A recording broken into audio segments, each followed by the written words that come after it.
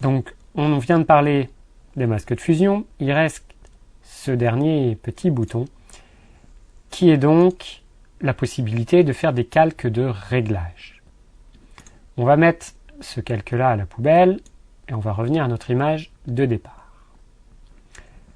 Les calques de réglage, c'est le fait de faire un petit peu ce qu'on vient de faire, mais avec la possibilité de revenir par la suite, éditer les valeurs de notre réglage. Prenons un exemple. Ici, j'ai donc mon image. J'ai la possibilité d'utiliser image réglage niveau et je vais pouvoir assombrir, on va dire contraster ou éclaircir mon image. Si je fais ça, maintenant, mon image est ajustée comme ça. Je ne pourrais pas revenir en arrière. Alors, je peux le faire dans l'historique, mais si jamais j'enregistre mon image comme ça, même en PSD, je ne pourrai plus revenir en arrière. On voit par exemple que dans les blancs, ici, on va prendre un curseur un peu plus petit, ici, dans mes blancs, j'ai cramé des zones qui sont devenues blanches unies, alors qu'auparavant, il y avait des détails dans l'écume de la mer. Donc problème, si je fais ce réglage qui me paraît pertinent sur le moment, et que par la suite je me rends compte que c'était finalement pas une si bonne idée, je suis bloqué, j'ai perdu des détails dans mon image, je l'ai enregistré, j'ai quitté Photoshop, je ne peux plus revenir en arrière, et c'est dommage. Soit j'ai mon image de départ, mon JPEG ou mon RAW enregistré ailleurs, il faut que je reparte de cette image, soit, tant pis, ça sera blanc cramé et puis point barre. Il y a une autre possibilité, c'est de ne pas utiliser cette fonction niveau, mais d'utiliser un calque de réglage, qui est donc symbolisé par ce petit pictogramme, et d'utiliser les niveaux à cet endroit. Globalement, ça m'affiche une boîte de dialogue quasiment identique. On va d'ailleurs, un petit peu la compacter si on peut pas. En gros, ça fait la même chose. Vous voyez, je peux obtenir exactement les mêmes réglages.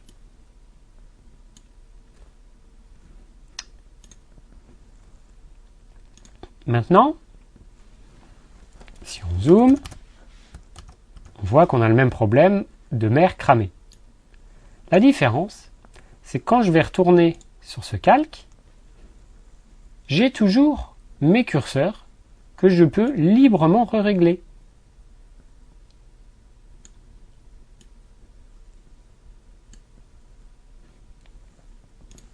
Ça veut donc dire que je peux à tout moment revenir sur mon réglage si je le trouve pas très pertinent.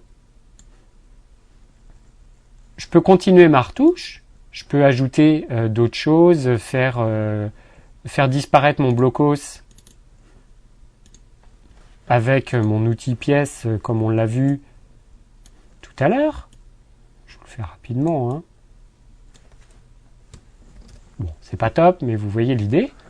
Et j'ai toujours la possibilité de venir éditer mes niveaux. Mon réglage n'est pas en quelque sorte appliqué de manière définitive, c'est juste un calque qui effectue un réglage et je peux venir jouer sur ce calque. Ce qui est génial aussi, c'est que vous voyez par défaut, ce calque a déjà un masque de fusion appliqué. Il suffit de cliquer dessus, de prendre une brosse, de par exemple contraster trop mon image parce que ça me plaît, parce que je veux un rendu assez claquant, mais d'aller peindre en noir sur l'écume de la mer pour rendre, donc je vous ai dit Alt et on clique dessus, donc vous avez vu ce que j'ai fait, pour rendre le calque transparent à ce niveau-là, donc mon réglage de niveau ne s'applique pas à l'endroit où j'ai peint en noir. Donc là, même si l'effet est un petit peu trop marqué, en gros, toute mon image a été très contrastée et bien claquante, sauf à l'endroit où j'ai décidé de ne pas appliquer ce calque de réglage, parce que ça me semblait trop marqué et ça cramait mon écume de mer. Si on revient un petit peu en arrière, voilà.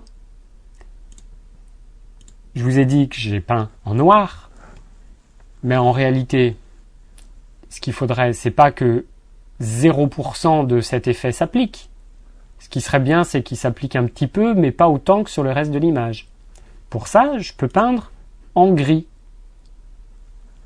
Plus je vais peindre en clair, plus mon effet va s'appliquer, et plus je peins en sombre, moins l'effet s'applique, et si je peins en noir, il ne s'applique pas du tout. Donc globalement, je vais me mettre par exemple à un tiers entre le blanc et le noir. La notion de couleur n'a aucun intérêt, là tout ce qui compte c'est clair ou foncé. Et je vais peindre sur mon masque de fusion, alors ici en plus petit par exemple, et puis je vais agrandir un petit peu. Et là du coup, si je vous affiche le masque en lui-même, vous voyez que j'ai peint en gris, et à l'endroit où c'est gris, l'effet, le réglage de niveau va s'appliquer un petit peu, mais pas intégralement. C'est comme si sur une zone ponctuelle, j'avais changé l'opacité. C'est pas très simple à appréhender, mais ça permet de faire des réglages assez pointus, à des endroits précisément et pas d'autres, et surtout de pouvoir revenir très simplement en arrière ou pour adapter notre réglage. Est-ce qu'on veut plus contraster ou finalement c'était quand même beaucoup trop pour l'ensemble de l'image, ainsi de suite. Donc ça c'est très très pratique.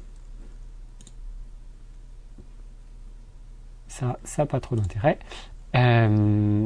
Voilà. Donc je vous ai montré pour les niveaux, mais on peut, à partir de notre calque ici, utiliser par exemple la teinte et la saturation. Je veux augmenter la saturation de mon image, un petit peu sa luminosité. Même chose, si je veux l'appliquer que sur le ciel, alors on va changer de technique. Là je vais le faire par exemple en sélectionnant, on va faire l'inverse. Je vais sélectionner uniquement le sol. Je vais le remplir avec du noir. Remplir avec du noir. Et du coup, je les sélectionne. Vous voyez là, à cet endroit-là, en bas, mon réglage de saturation ne s'applique pas. En haut, il s'applique. Je peux les appliquer individuellement ou de manière cumulée. Chacun a son propre masque de fusion et chacun est librement éditable à n'importe quel moment, même si j'enregistre mon image et que je quitte Photoshop et que je reviens une semaine plus tard. Condition bien sûr d'enregistrer en format PSD.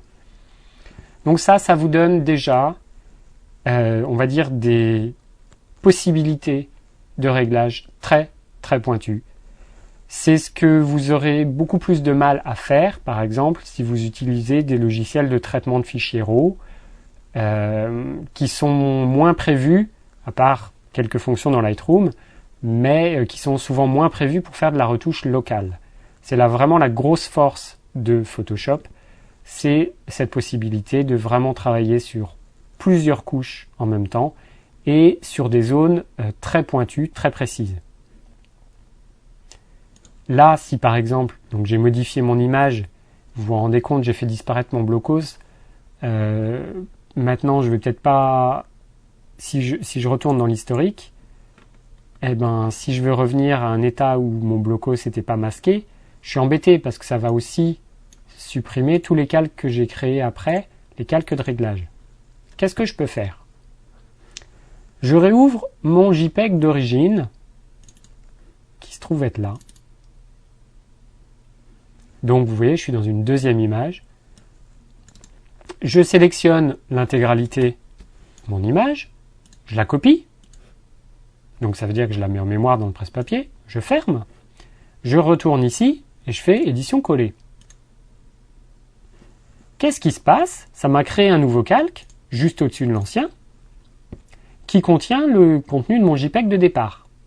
Donc qui est l'image avec mon blocos. Vous voyez que mes calques de réglage s'appliquent automatiquement à ce qu'il y a en dessous, à savoir l'image avec le blocos. Celle-là, je peux la mettre à la poubelle. Et maintenant, sans être retourné dans mon historique ou autre, j'ai conservé la possibilité, enfin mes réglages et toujours la possibilité de les ajuster. Et vous voyez, ils s'appliquent sur mon image avec le blocos. Donc ça, c'est des fonctionnalités vraiment très puissantes. Quand on découvre la photo comme ça avec ce genre d'outil, c'est pas très intuitif, mais au final, on se dit que c'est naturel. Il faut savoir que c'est quelque chose qui est quand même très récent, qui n'avait pas, ça fait pas 10 ans que vous pouvez effectuer ce genre de manipulation aussi librement et revenir comme ça sur vos réglages a posteriori, après les avoir validés.